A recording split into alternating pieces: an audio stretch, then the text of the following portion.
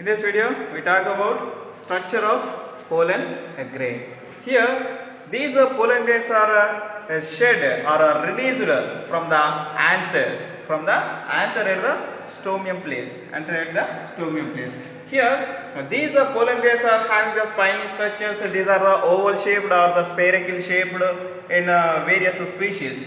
See, each and every pollen grain that has a two-layered spore wall. Every pollen grain, it consists of two-layered spore wall. See here, it is a pollen grain. It contains a two-layered spore wall. That is the outer layer. That is a exine. See here, it has the spiny structures.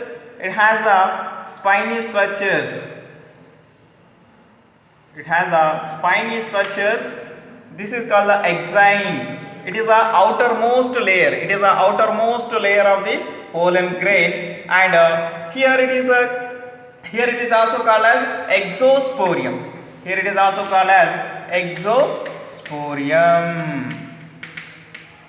Exosporium. See here it is made up of sporopollenin. Here it is made up of sporopollenin. Here exine, which is made up of sporopollenin. Here it is the most resistant organic material, which means it is resistant to high temperature, high alkali condition, high acidic condition, and no enzyme.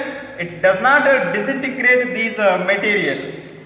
Here the type of the material which is present in the exine, and here the next layer, that is the second layer, that is called endosporium. Here it is the endosporium or intine.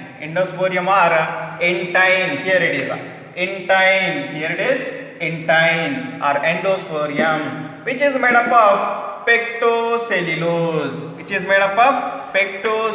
Which means cellulose and pectin. Here the inner layer, that is the second layer, which is made up of pectocellulose, which means cellulose and pectin.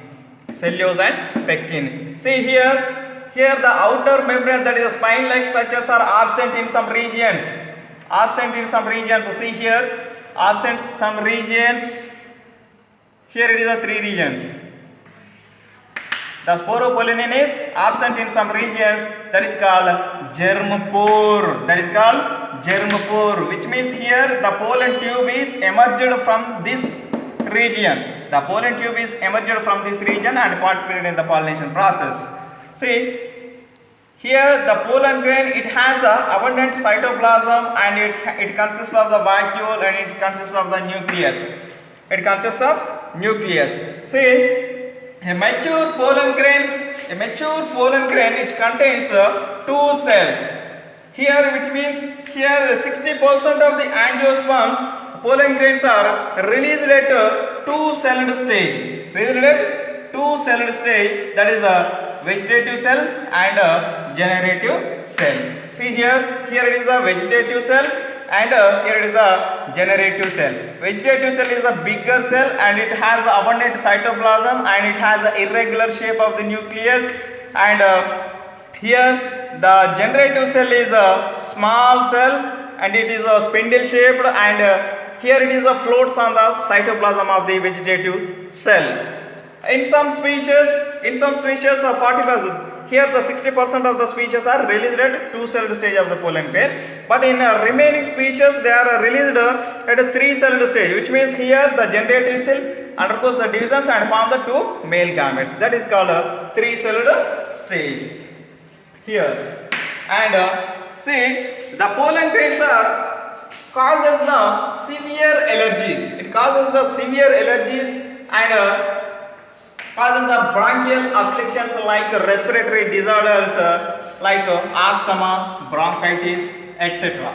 Here the pollen grains causes the allergies, severe allergies, and causes the bronchial disorders like asthma and bronchitis, etc. Here the parthenium or carrot grass or the Congress weed plant, came to India as a seed contaminant came to India as a seed contaminant with imported wheat and causes a pollen allergy. Here the pollen grains are rich in nutrients. Pollen grains are rich in nutrients.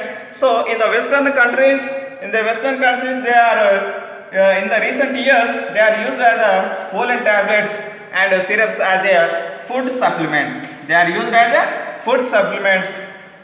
And in some cereals like rice, wheat, the pollen grains are the viability within 30 minutes after the release of their release. Only 30 minutes they are having the viability. In some members of the Rosaceae and Leguminosae and Solanaceae, they maintain the viability for months. Here store the pollen grains. Store the pollen grains of the large number of the species for years in a liquid nitrogen, that is a minus 196 degrees centigrade. Here this is called as a pollen banks. Pollen banks nothing but is a collection of the pollen grains of the different species. It is like similar to the seed bank. Seed bank. Thank you.